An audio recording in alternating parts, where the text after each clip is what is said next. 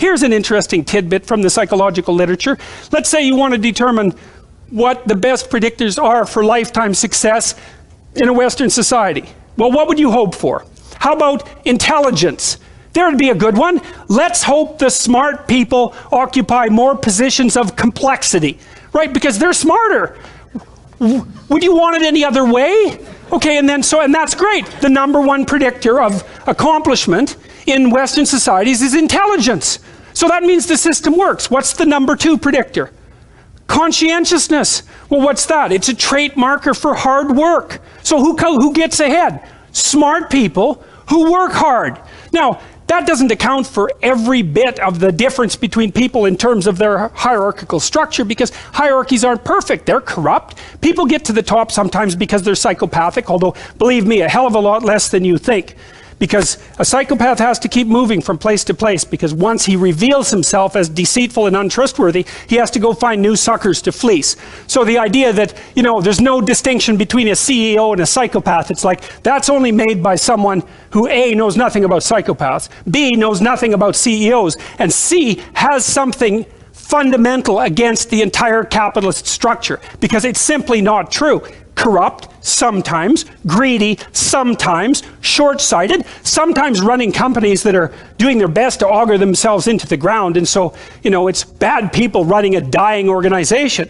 But generally speaking, it's not the case. Our hierarchies of competence are reasonably functional, and not only are they functional, they're valuable. We need to know who the competent people are, and we need to reward them. And even more importantly, we need to tell young people, hey, there's some hierarchies of competence out there. Like, 1,000 of them. Go be a plumber, man, but be a good one, you know? Be an honest one. I had a plumber once, you know. It was the night before we were putting drywall in our house. We were redoing a house, and he had put in all the plastic piping, you know, and I was going to test the joints. They're supposed to be glued together with this pipe glue, right?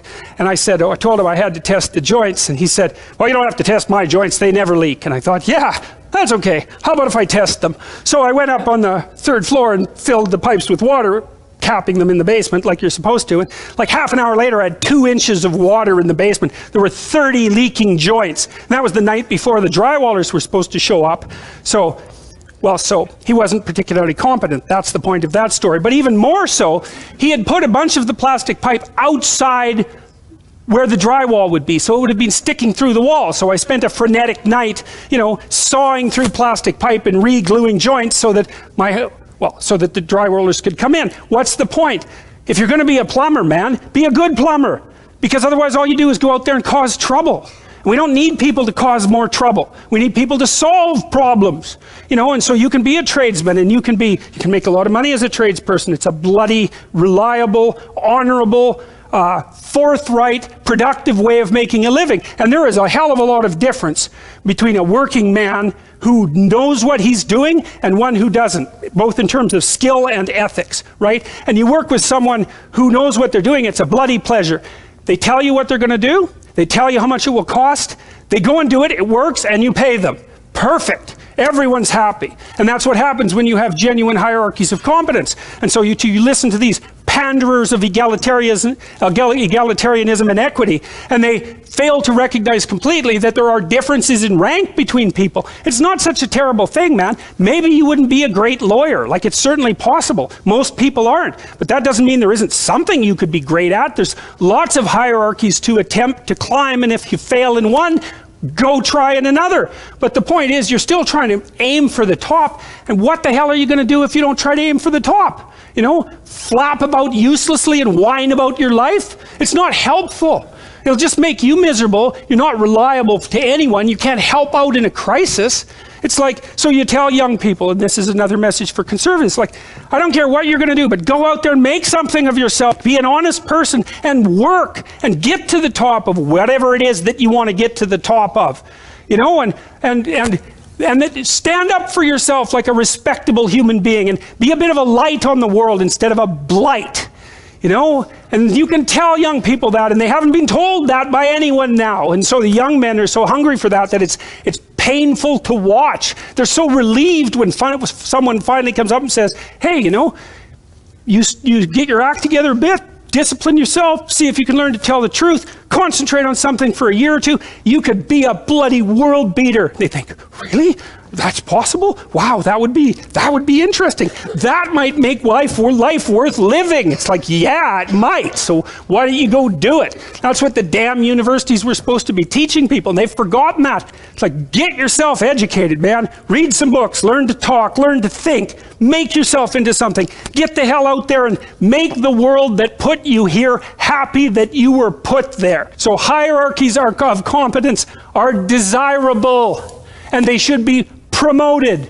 So none of this idiot egalitarian equity. It's not good for anyone. First of all, it's impossible. Second, it would be murderous to impose. But third, even if it succeeded, it would fail. As fast as it succeeded, that would be how fast it would fail. Why would you strive for anything if there was no up to strive for? If everything's flat and equal, well, when you're starving or dying, then everyone's equal. And believe me, the egalitarian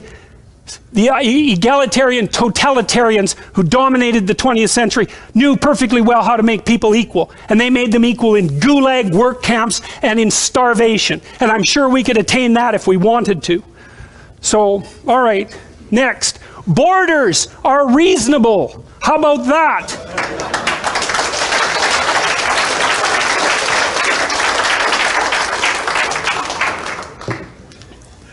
The law is the border that stops someone from stealing your laptop. And if it's an Apple laptop, well, it's the sort of laptop that a social justice warrior would carry. And then the social justice warrior is going to be very irritated if you happen to purloin their laptop. And then you might point out to them, you know, it's a border that protects you from having that thing taken. And they say, well, the border should be open. It's okay, man, no problem. You hand over that laptop right now. And everything else you own too. If you don't like borders, and you can get rid of the damn walls in your house, and you don't need doors on your bedroom either. And we can keep an eye on you whenever we want. And so much for borders.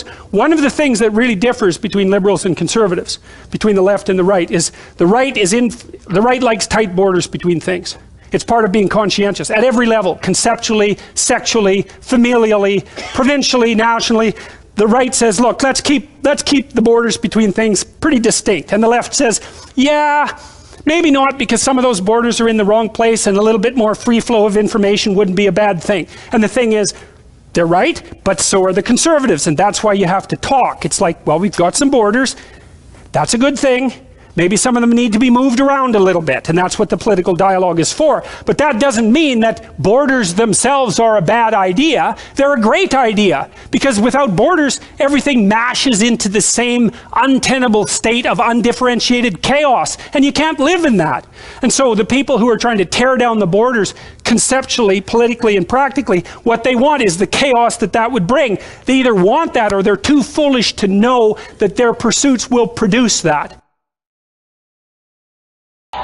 So, just to bring it all around here, the great exhibit which we must always keep in front of ourselves and our critics is the mystery of the human mind and body.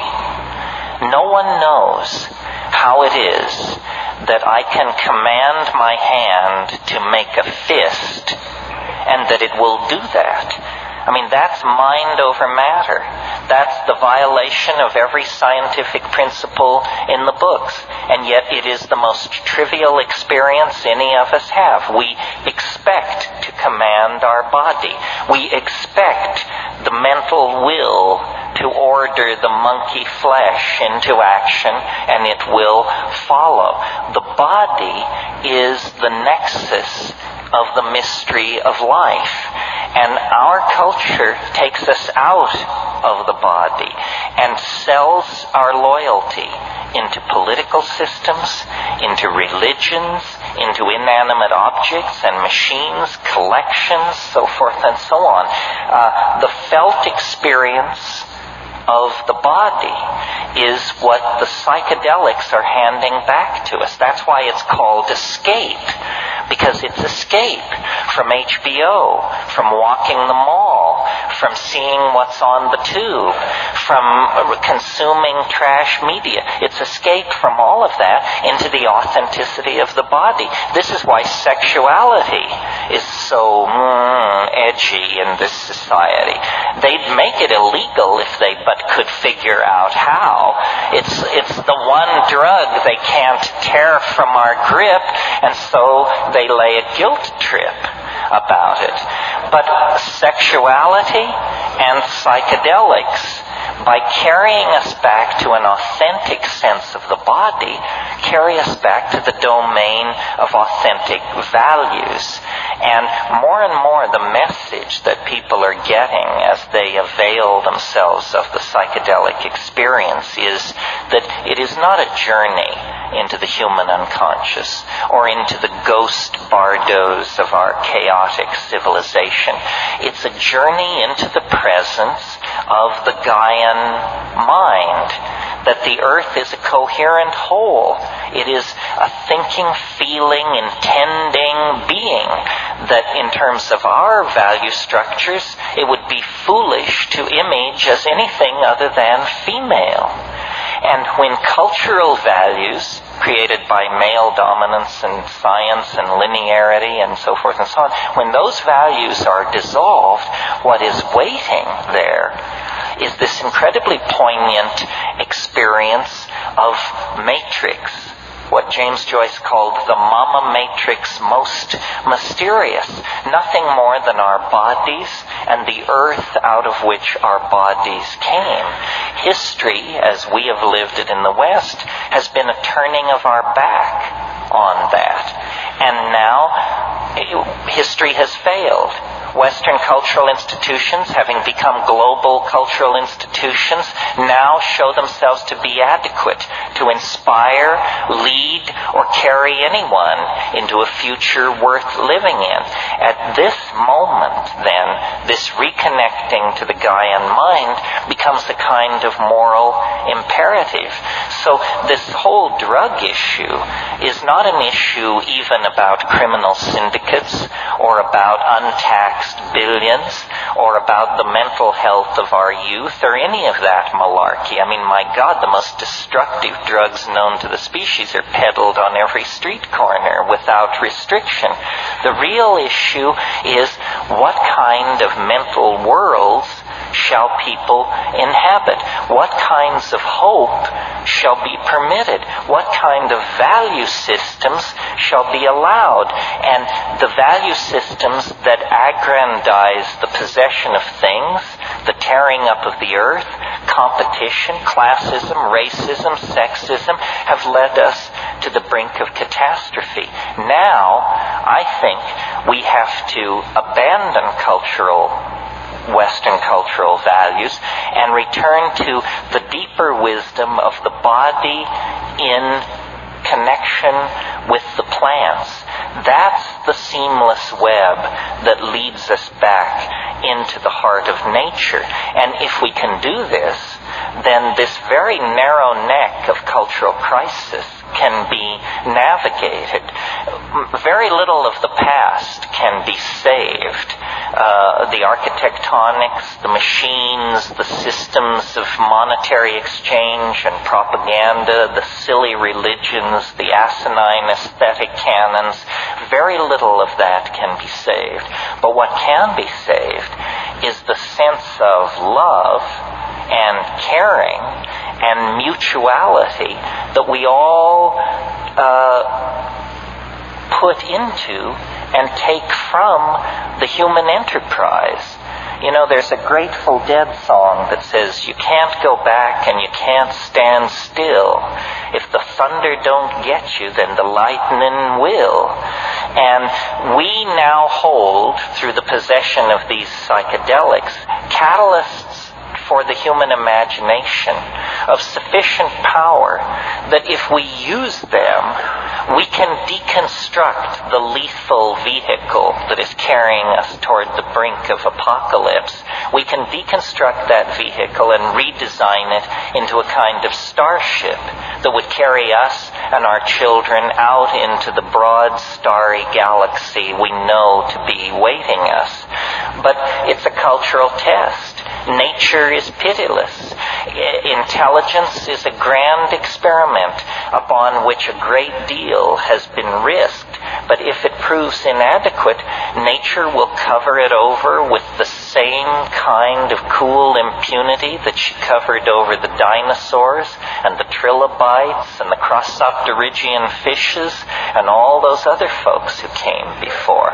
So what we must do, I think, is see our future in the imagination, catalyze the imagination, form symbiotic relationships with the plants, affirm archaic values, and spread the good news that what is out of control, what is in fact dying, is a world that had become too top-heavy with its own hubris, too bent by its own false value systems, and too dehumanized to care about what happened to its own children. So I say, good riddance to it. Bring on the archaic revival, and let's create a new world.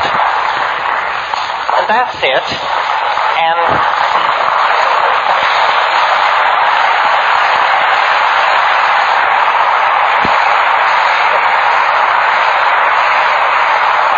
if this wasn't perfectly clear, I'm sure the questions and answers will make it so. Let's take a half-hour break. I'll sign books if anybody wants me to, and then we'll get together here for the hardcore. Thank you very, very much.